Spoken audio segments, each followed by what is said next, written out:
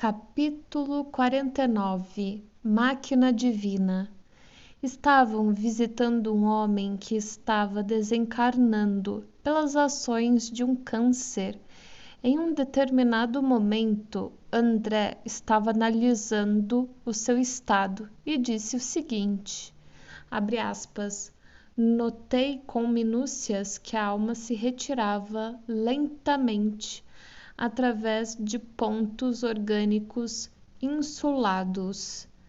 Fecha aspas. Isso está na página 296.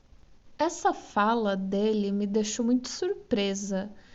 Como assim a alma se retirava em alguns pontos orgânicos isolados?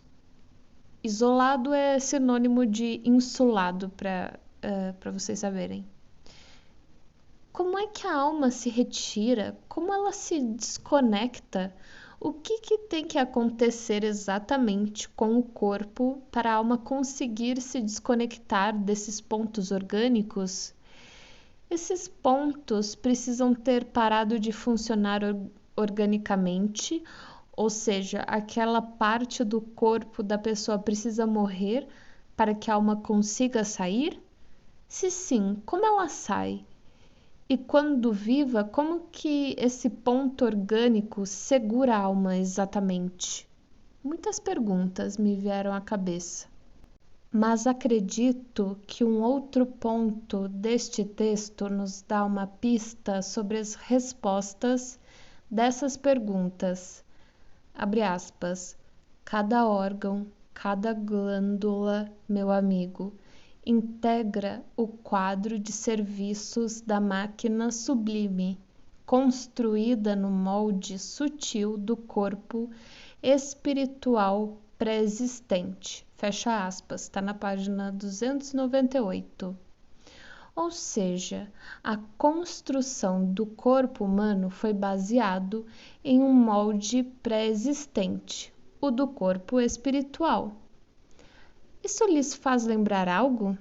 Se disseram chakras, muito bem, vocês acertaram.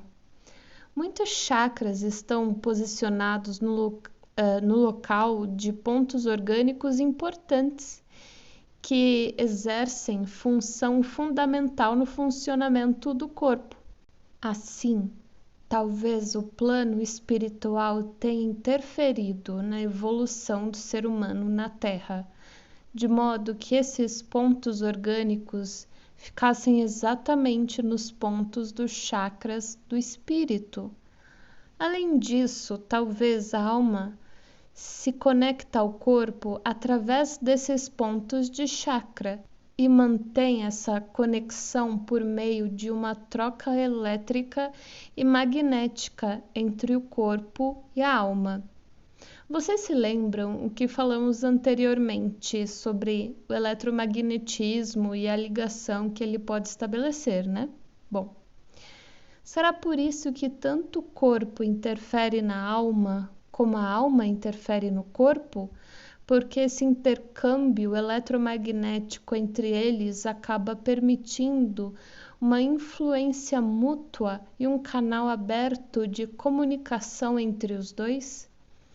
Então, talvez, para a alma se retirar desses pontos orgânicos, o intercâmbio talvez teria que ser interrompido de maneira temporária ou permanente. E isso acabaria desconectando os dois? Mas ainda me questiono, terá os átomos de antimatéria, ou átomos espirituais, alguma função fundamental aqui? Ainda não sei. Por fim, ainda neste capítulo, Aniceto estava falando sobre o desencarne desse homem e fez um comentário importante. Antes disso, todos já sabem sobre o conhecimento no Espiritismo de que nossa mente pode nos curar de muitas coisas, que nossa postura de fé, confiança e de positividade pode fazer o corpo trabalhar a nosso favor e nos curar de algo. Mas aqui Aniceto fala sobre algo que amplia esse conhecimento. Segundo ele, esse homem que estava desencarnando vivia de modo impulsivo e não desenvolveu a fé, a razão e a racionalidade. Assim, apesar da mente dele estar emitindo comandos para o corpo se defender e se curar, as células, segundo Aniceto, não respondiam positivamente a esse comando. Isso não é surpreendente? Isso quer dizer que quanto mais cultivamos uma vida baseada na razão, na fé e na boa moral, e nos afastamos das ações baseadas nos impulsos e nos instintos, mais desenvolvemos nossas capacidades mentais. E pensando no intercâmbio que falamos no parágrafo anterior entre o corpo e o espírito, ao desenvolver as capacidades mentais, também influenciamos o funcionamento físico de nosso corpo, tornando ele mais suscetível a agir pela mente e menos pelos impulsos e instintos.